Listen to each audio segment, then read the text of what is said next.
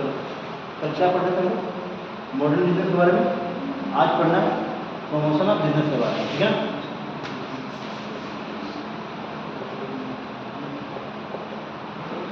Promotion of business के बारे में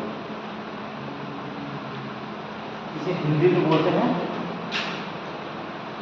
व्यवसाय का प्रवर्तन, है ना? व्यवसाय का प्रवर्तन, ठीक है? चलो देखो, सबसे पहले बेसिकली हम बात करते हैं कि बिजनेस स्टार्ट कैसे होता है, व्यवसाय का परिवर्तन होता क्या है, यानी कि प्रमोशन ऑफ बिजनेस होता है। तो फर्स्ट ऑफ ऑल हम ये कह सकते हैं कि किसी न किसी ने इसके बारे में सोचा होगा, किसी न किसी ने इस काम के बारे में सोचा होगा, बिजनेस के बारे में सोचा होगा। तो सोचने वाला को क्या बोलते हैं? दिख रहा है ये? ऐसे नहीं दिखेगा, मैं और बड़ा कर देता हूँ। ये दिख रहा है? ठीक है?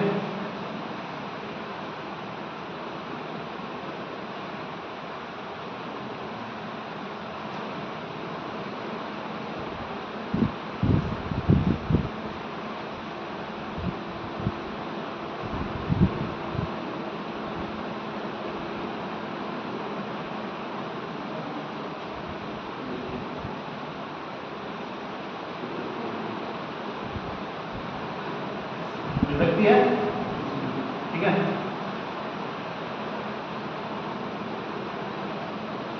ठीक है, व्यक्ति है। चलिए कोई भी व्यक्ति मान लो, इसका नाम क्या है? राम। इसका नाम है मिस्टर प्रमोटर। क्या नाम है? Mister promoter. कौन है ये? मिस्टर प्रमोटर, ठीक है? और जो ये मिस्टर प्रमोटर है, इनके मन में ना एक सवाल आता है कि हमको बिजनेस करना। क्या करना है? बिजनेस करना है। ये क्या आता है इनके इस खोपड़ी में? खोपड़ी मतलब इस दिमाग में क्या आता है? बिजनेस करने का आइडिया। समझ में आई? इनके दिमाग में आइडिया आता है कि हमको बिजनेस करना है, लेकिन फिर तब तक ये कंफ्यूज हो जाते हैं। क्यों? क्योंकि बिजनेस तो बहुत सारे हैं ना, पंखा का बिजनेस, टीवी का बिजनेस, मोबाइल का बिजनेस, चश्मे का बिजनेस, टोपी का बिजनेस, ब्लूटूथ का बिजनेस, बॉटल का बिजनेस, टेबल का बिजनेस, कुर्सी का बिजनेस, खिड़की का बिजनेस, दरवाजे का। किस चीज का बिजनेस करूं? कंफ्यूजन है। तो फिर बहुत कुछ सोचने के बाद ये क्या करते हैं, उनमें से एक बिजनेस को सेलेक्ट करते हैं। क्या करते हैं? एक बिजनेस को सेलेक्ट करते हैं, उसे बोलते हैं सिलेक्शन ऑफ बिजनेस। क्या बोलते हैं? सिलेक्शन ऑफ बिजनेस, ठीक है? ये आइडिया क्या हो गया? पहला। सिलेक्शन ऑफ बिजनेस क्या हो गया? दूसरा, ठीक है? पॉइंट। अब जब वो सिलेक्शन कर लेते हैं तो फिर उनके मन में ये बात आती है कि भाई हमने इस बिजनेस को सेलेक्ट तो कर लिया, इस बिजनेस को सेलेक्ट कर लिया, पर इसके लिए सारी आवश्यक चीज़ें मिलेंगी कहाँ से? हाँ, एसेंशियल थिंग कहाँ से मिलेगा? अब एसेंशियल थिंग क्या है? रिसोर्सेस, मार्केट, मटेरियल, मशीन, ये सारी चीज़ें कहाँ से मिलेगी? कैसे पता चलेगा कि कहाँ पे हमारे प्रोडक्ट का डिमांड ज़्यादा है, कहाँ पे हमारा प्रोडक्ट जो हम बना रहे हैं वो ज़्यादा बिकेगा, ठीक है? तो ये सारे चीज़ों के पीछे क्या करते हैं? रिसर्च करते हैं। क्या करते हैं बाबू? रिसर्च। क्या करते हैं? तीसरा क्या हो गया? रिसर्च करते हैं। अब रिसर्च करते हैं तो ये रिसर्च करने के बाद सारे चीज़ डिसाइड कर लेते हैं कि क्या करना है, कैसे करना है, कब करना है, कितना करना है, सब चीज़ के बारे में प्लान कर लेते हैं, ठीक है? जब क्या करते हैं, अब रिसर्च कर लिए तो कलेक्शन ऑफ रिसोर्सेज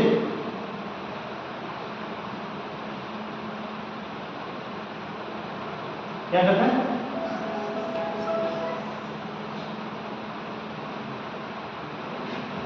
इसका बंद कर,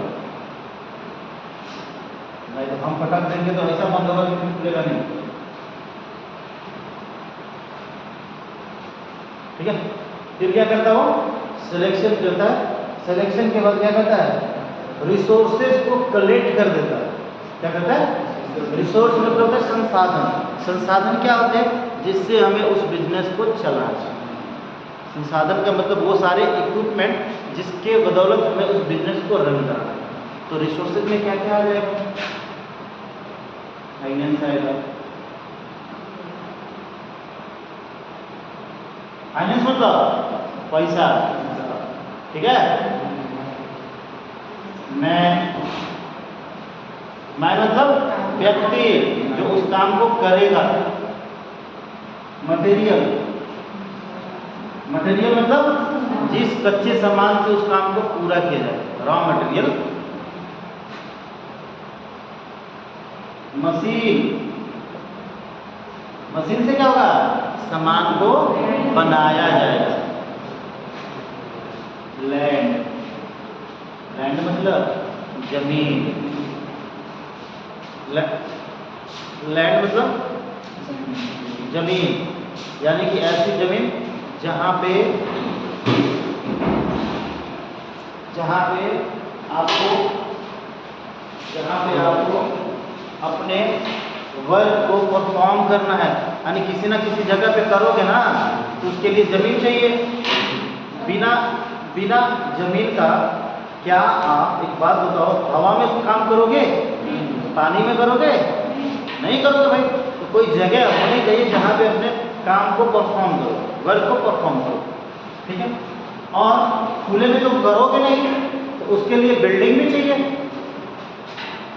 यहाँ पे आप क्या करोगे? बिल्डिंग बनाओगे।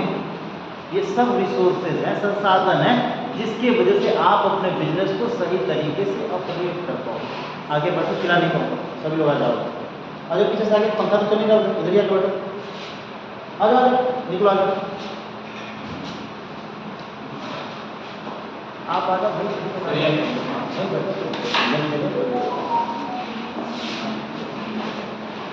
खुशुक बात नहीं, जो नहीं समझ में आ रहा है पूछिए हमसे, बतियाओगे घोटा हिलाने लगेगा। ठीक है, तो ये सारी चीजें क्या है? रिसोर्सेज है। इन रिसोर्सेज की वजह से क्या करेगा? वो बिजनेस में अपने एक्टिविटीज को परफॉर्म करेगा। और जब सारे रिसोर्स को वो कलेक्ट कर लेता है, एक जगह पे इकट्ठा कर लेता है, तो फिर वो क्या करता है? लीगल डॉक्यूमेंट को रेडी करता है। क्या करता है? लीगल डॉक्यूमेंट बनाता है। चौथा नंबर है, क्या करेगा भाई? वो लीगल डॉक्यूमेंट बनाएगा। लीगल डॉक्यूमेंट बनाएगा, ठीक है। लीगल डॉक्यूमेंट में क्या क्या आता है? इसमें भी 3 चीज आती है। एक आता है AOA, दूसरा होता है AOA, और तीसरा होता है प्रोस्पेक्टस। ठीक है, क्या होता है? लीगल डॉक्यूमेंट में कंपनी के 3 लीगल डॉक्यूमेंट माने जाते हैं मेनली। कौन से? MOA का पूरा नाम होता है मेमोरेंडम ऑफ एसोसिएशन। अपने कॉपी में पूरा नाम नोट कर लेना। क्या बोलते हैं? Memorandum of association. दूसरा होता है AOA, आर्टिकल ऑफ एसोसिएशन, और तीसरा होता है प्रोस्पेक्टस। इसे हम एक और नाम से जानते हैं, जिसे बोलते हैं पब्लिक डॉक्यूमेंट। यानी इन तीनों इंस्ट्रूमेंट को किस नाम से जानते हैं? पब्लिक डॉक्यूमेंट के नाम से भी जानते हैं। आगे बस ये सारा प्रोसेस कौन कर रहा है? Mister promoter. कौन कर रहे हैं? ये व्यक्ति जिसका मैंने फोटो बनाया है, देख लेना किसके चेहरे से मैच कर रहा है। मेरे से नहीं कर रहा ना, ठीक है, इसलिए दाढ़ी वाढ़ी नहीं बना। तो अब ये क्या करेगा, बात नहीं करेगा। अब ये क्या करेगा, लीगल डॉक्यूमेंट को रेडी करेगा। कंपनी के जो भी लीगल डॉक्यूमेंट होते हैं उनको क्या करेगा, प्रिपेयर करेगा, रेडी करेगा, क्योंकि बिना इन लीगल डॉक्यूमेंट का कंपनी का रजिस्ट्रेशन पॉसिबल नहीं है। और जब वो सारा लीगल डॉक्यूमेंट बना लेता है तो फिर कहाँ जाता है, अब ये जाएगा रजिस्ट्रार के पास। कहाँ जाएगा, रजिस्ट्रार, रजिस्ट्रार कहाँ जाएगा, तो फिर जाएगा रजिस्ट्रार के पास क्या करने के लिए, रजिस्ट्रेशन कराने के लिए, registration on in ROC. ROC का पूरा नाम रजिस्ट्रार ऑफ कंपनी, क्या बोलते हैं, रजिस्ट्रार ऑफ कंपनी। आप लोग पूरा पूरा नाम लिखिए, क्या लिखेंगे, रजिस्ट्रार ऑफ कंपनी। तो अब ये चौथा पॉइंट हो गया, छठा पॉइंट हो गया। अब क्या कराएगा, आरओसी में जाके रजिस्ट्रेशन कराएगा। अब रजिस्ट्रेशन भी कराएगा तो 3 फॉर्म में से किसी एक फॉर्म में कराएगा। कौन कौन सा, या तो ओपीसी में कराएगा, या तो पीवीटी एलटीडी में कराएगा, या तो एलटीडी में कराएगा। ओपीसी का मतलब होता है 1 पर्सन कंपनी। क्या होता है, 1 पर्सन कंपनी। हाँ, पीवीटी एलटीडी का मतलब होता है प्राइवेट लिमिटेड कंपनी, और एलटीडी का मतलब होता है पब्लिक कंपनी। कौन सा कंपनी होता है, पब्लिक। बात समझ में आ गई। तो जिस फॉर्म में आप कंपनी का रजिस्ट्रेशन कर रहे हो ना, तो उसका जो सफिक्स होता है, सफिक्स किसे बोलते हैं, जो नाम के लास्ट में लगता है। सफिक्स किसे बोलते हैं, नाम के या किसी भी वाक्य के अंत में आता है, उसे क्या बोलते हैं, सफिक्स। जैसे मेरा नाम प्रकाश तिवारी है, तो तिवारी क्या हो गया, सफिक्स, क्योंकि ये लास्ट में लग रहा है। प्रकाश को क्या बोलेंगे, प्रीफिक्स, यानी वो पहले लगा है। क्या बोलेंगे, प्रीफिक्स। प्रीफिक्स मतलब जो पहले आता है, सफिक्स मतलब जो बाद में। तो नाम मतलब उस कंपनी के नाम के सफिक्स में क्या लगेगा, ये वर्ड जुड़ जाएगा। जैसे कोई अपना नाम बताओ, क्या नाम था, अनूप, किसका नाम था इसमें, अनूप, इसका नाम अनूप है, अनूप है। अनूप अपने नाम से कंपनी खोलना चाहता है, तो अब अनूप जब लिखेगा क्या, अनूप ओपीसी, तो आप क्या समझोगे, कौन सी कंपनी है, 1 पर्सन। ऐसे फिर लिखेगा अनूप पीवीटी एलटीडी, तो फिर क्या समझोगे, प्राइवेट लिमिटेड कंपनी है। और सिर्फ अनूप एलटीडी रहेगा तो क्या समझोगे, अनूप पब्लिक कंपनी है। कौन सी कंपनी है, कोई कंफ्यूजन है, कोई दिक्कत है किसी को समझने में? अगर या इसमें से कहीं भी किसी को समझ कुछ नहीं आया है तो बताओ, फिर से समझाएंगे। क्या, वो तो लास्ट में। अब भी यहाँ तक किसी को कोई ऐसा है जिसे कुछ समझ नहीं आया, समझ में आया? अब जब ये रजिस्ट्रेशन कराने जाएगा, है ना, जब इसका रजिस्ट्रेशन हो जाएगा, किसका, ऑर्गेनाइजेशन, भाई किस लिए गया है, रजिस्ट्रेशन के लिए गया ना। तो जैसे ही ये रजिस्ट्रेशन कराएगा तो कंपनी को एक कागज का टुकड़ा मिलता है, मतलब कागज का टुकड़ा नहीं मिलता है, एक कागज मिलता है, उसे बोलते हैं COI। COI का पूरा नाम सर्टिफिकेट ऑफ इनकॉर्पोरेशन। क्या बोलते हैं, सर्टिफिकेट ऑफ, हाँ, तो शॉर्ट फॉर्म में मत लिखना, अपने कॉपी में पूरा का पूरा नाम मेंशन करना, है ना। अगर शॉर्ट फॉर्म में लॉन्ग टाइम तक भूल जाओगे, और पूरा का पूरा लिखोगे तो लंबे समय तक याद रहेगा। अब क्या लेता भाई, COI लेता है, सर्टिफिकेट ऑफ इनकॉर्पोरेशन, यानी कि कंपनी इनकॉर्पोरेटेड हो गई। तो यही से ध्यान देना, जैसे ही अच्छा, इससे पहले एक और चीज होता है बाबू, ये 8वां कॉलम बना लेना, 7वां में डाल लेना कि यहाँ पे CIN नंबर मिलता है। CIN मतलब कंपनी आइडेंटिफिकेशन नंबर। क्या बोलते हैं उसे?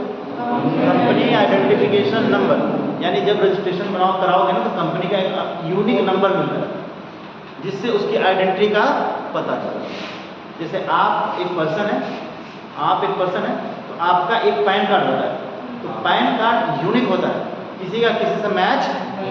आपका आधार कार्ड है, आइडेंटिटी कार्ड है ना, आधार कार्ड, तो उसका क्या सब कुछ मैच करता है किसी से? नहीं करता है। उसी तरह से इसका भी एक नंबर आता है। कैसा आता है? यूनिक नंबर आता है जो किसी और कंपनी को मैच नहीं करेगा। उसे क्या बोलते हैं? कंपनी आइडेंटिफिकेशन नंबर, यानी कंपनी को पहचान करने वाला ये नंबर। बात समझ आ गई? देन इसको क्या इशू होगा? COI, certificate of incorporation. ठीक है ना? अब जैसे ही कंपनी को सर्टिफिकेट ऑफ इनकॉर्पोरेशन इशू हो जाता है, जैसे ही कंपनी को सर्टिफिकेट ऑफ इनकॉर्पोरेशन इशू हो जाता है, कौन सी कंपनी को? दो कंपनी को। कौन कौन से?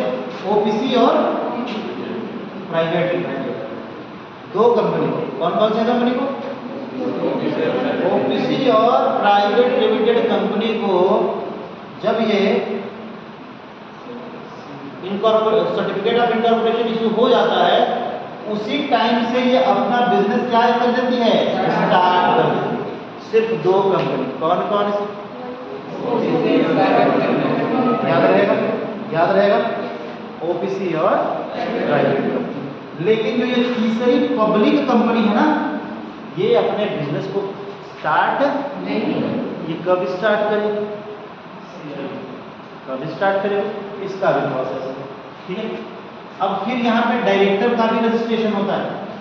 जो कंपनी के डायरेक्टर होते हैं ना, डायरेक्टर, उनका भी रजिस्ट्रेशन होता है और उनको भी एक नंबर मिलता है जिसे बोलते हैं DIN, डायरेक्टर आइडेंटिफिकेशन नंबर। ये भी यूनिक होता है। जिस डायरेक्टर का होगा सिर्फ उसी के पास होगा, किसी और के पास नहीं। तो DIN इशू करते हैं और उसके बाद एक लेटर इशू किया जाता है। क्या? Business commencement letter. किसको इशू किया जाता है? Public LTD company, limited company को, यानी पब्लिक कंपनी को। और जैसे ही उसको ये लेटर इशू हो जाता है, वो भी अपना बिजनेस स्टार्ट कर सकती है।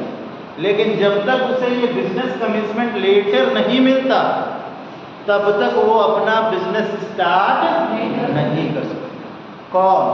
Public company. कौन? याद रहेगा? तो ये कौन सा नंबर होगा? 9 नंबर। ये कौन सा नंबर हुआ? 10 नंबर। बेटा नोट कर लो आप। ठीक है, नोट कर लो फटाफट।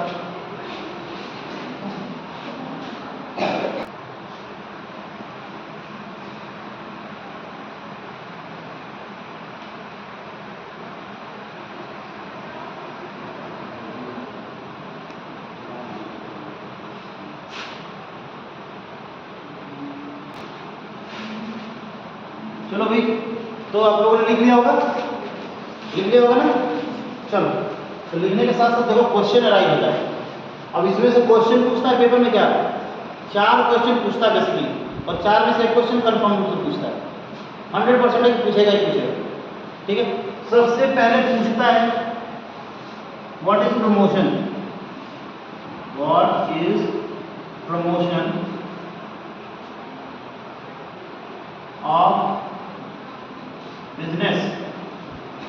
ठीक है, what is promotion of business, पहला क्वेश्चन होगा। दूसरा, हु इज प्रमोटर? क्या पूछता है? Who is promoter of company और बिजनेस? ठीक है, दूसरा question.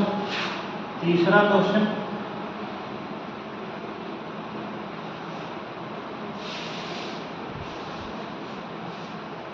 Define the work of promoter. Define the work of promoter. और चौथा,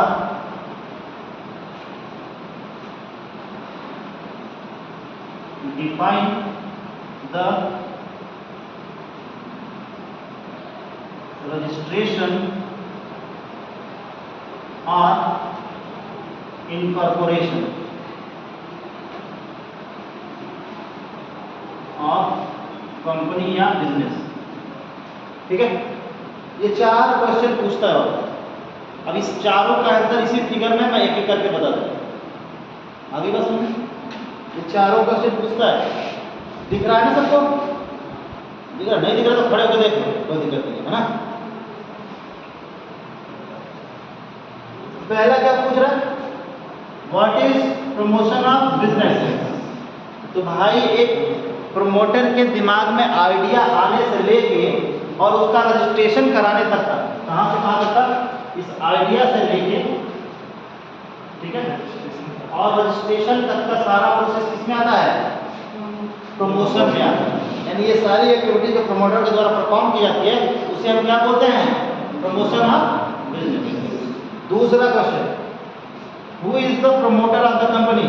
यानी कि जो भी व्यक्ति इस सारे प्रोसेस को पूरा करता है, यानी सारे वर्क को कंप्लीट करता है, उसे हम क्या बोलते हैं? प्रमोटर ऑफ कंपनी या बिजनेस। क्या बोलते हैं? Promoter of business. तो हमें इसीलिए पहले ही इनका नाम क्या रख दिया था? मिस्टर प्रमोटर, क्योंकि सारा इसी के दिमाग में आया था, सारा प्रोसेस इन्होंने ही कंप्लीट किया था, इसलिए इनका नाम ही क्या रख दिया था मैंने? Mister promoter. बात समझ में आ गई? चलिए, तीसरा क्वेश्चन क्या था? Define the work of promoter. यानी कि एक प्रमोटर का कार्य क्या है? तो एक प्रमोटर का कार्य होता है जो आइडिया उसके ब्रेन में आया है उससे लेके, वहां से लेके उसको एग्जीक्यूट करने तक, आइडिया से लेके आइडिया को एग्जीक्यूट करने तक। यानी एग्जीक्यूट कहां तक होगा? जब तक वो कंपनी का रजिस्ट्रेशन नहीं कराता तब तक वो एग्जीक्यूट नहीं होगा। यानी कि फिर वही प्रोसेस। आगे बात समझ। फिर क्या है? Define the registration of incorporation company. यानी कि कंपनी का रजिस्ट्रेशन क्या है? तो किसी भी कंपनी का रजिस्ट्रेशन यहाँ से स्टार्ट होता है और यहाँ आके खत्म हो जाता है, और बीच के सारे प्रोसेस जो होते हैं वो रजिस्ट्रेशन के अंदर ही आते हैं। ठीक है, रजिस्ट्रेशन करने के लिए लीगल डॉक्यूमेंट तैयार करोगे ना, करना ही पड़ेगा। ये सारे चीज़ें जुटाओगे ना, जुटाना ही पड़ेगा भाई, वो सारी चीज़ें करनी पड़ेगी। तो 4 क्वेश्चन का आंसर एक ही में है, इसी एक फिगर में, और आपको सारा का सारा रिस्पॉन्स यही मिल गया एक ही फिगर में। अब बताओ, जिसको कुछ समझ नहीं आया मैं रिवाइज कर देता हूँ फटाफट, अब क्लास को ओवर कर देता हूँ। आगे बात समझ में? किसी को कोई डाउट, कोई दिक्कत? चलिए ठीक है, फिर क्लास समझ में आया? किसी को कोई दिक्कत हुई, परेशानी? होनी भी नहीं चाहिए। ओके।